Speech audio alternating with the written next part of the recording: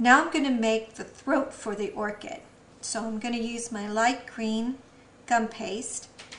I'm going to massage it so it gets pliable and press it onto the large groove board. Pebbles, stop it. She's been barking all morning. Now I'm going to roll back and forth and across 1/16 of an inch. You know, size guide rings don't work well on this board, so it's nice to kind of get a feel for what a 1/16 of an inch is and an 1/8 of an inch. Usually when I can see the bump of the ridge through there, it gets to about a 1/6 of an inch, 1/16 of an inch. I'll remove that and flip over my board, and I'm going to use the FMM Cymbidium orchid cutters. This is for the throat. It makes a smaller orchid, but I find it to be really nice for creating a display. Very sweet looking.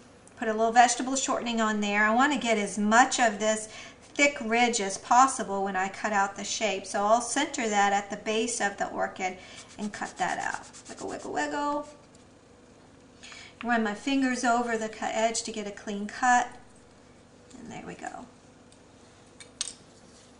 Put the excess up underneath the flap. Now I'm going to vein it. So to vein this, I'm going to use the medium orchid veiner. And I'm going to put it the ridge side down, but I want to maintain at least as much of the ridge as possible from about these two outer petals, these two, downward. So I want this section to be as ridgy as possible. This I don't care about. I'll mash that down in there. So I'm going to flip the ridge side over onto the medium orchid veiner.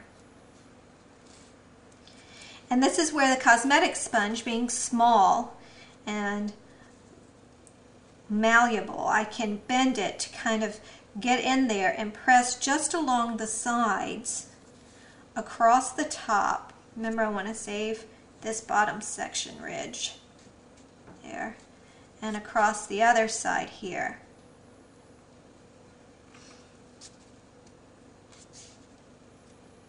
So I'm veining just this outer section and up here. There. And flip it over.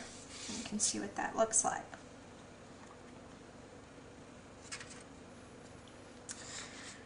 From here, I'm going to do a little softening on this ridged area. So I'm going to use this narrow end of the veining tool.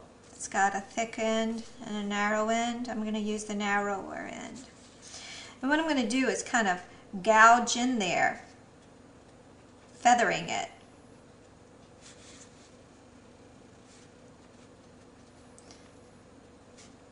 This is like the little bearded area of the orchid. So I'm actually using the point, which I never do, and caution you always against, but I'm using this to do a little bit of gouging here. And then I can use it to shape this bearded area into kind of a carrot looking shape down the length of the throat. There we go.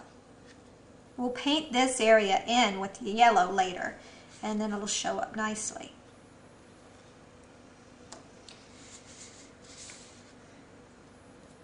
From here, I'm going to use the thick veining tool on the petal pad with the vein side still up, and I'm going to frill the top third of the scallops on the throat. So, thicker area. It's the top.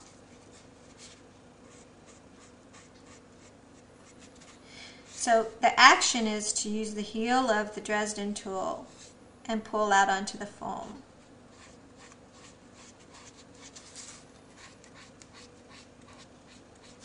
The softer your paste, the less pressure you have to use.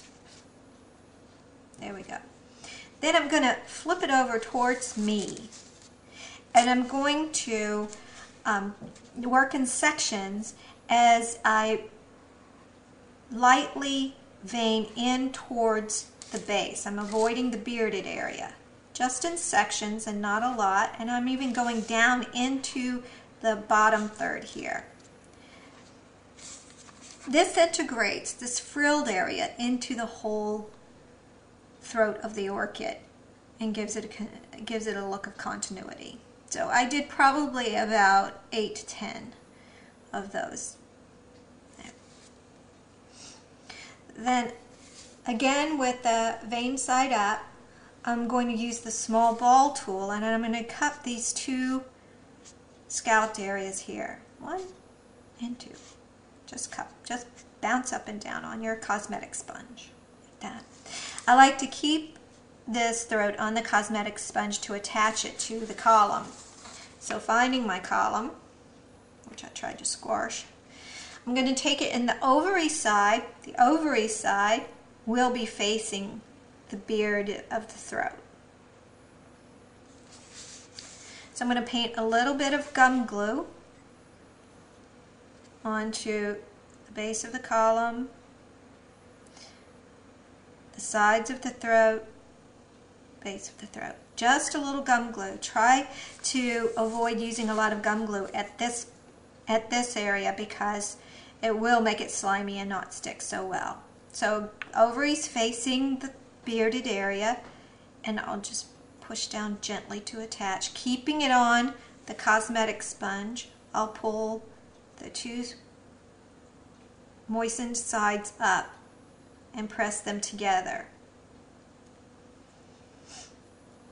Now if your fingers feel sticky, put them in a little bit of your dusting pouch because that will dry them up.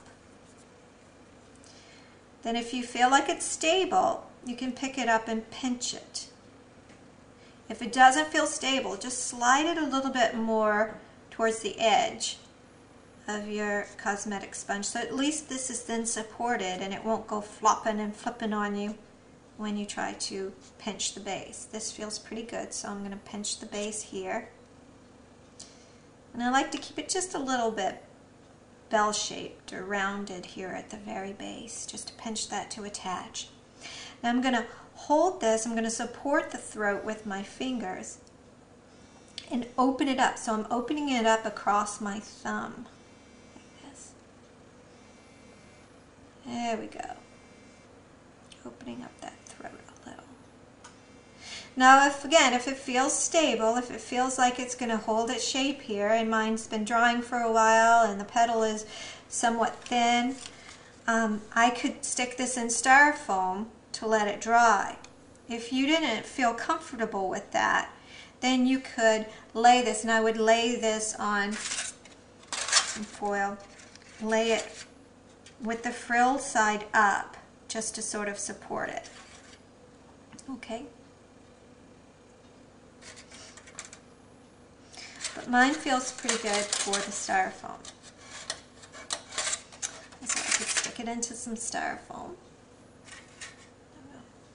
and move on to the petals of the orchid.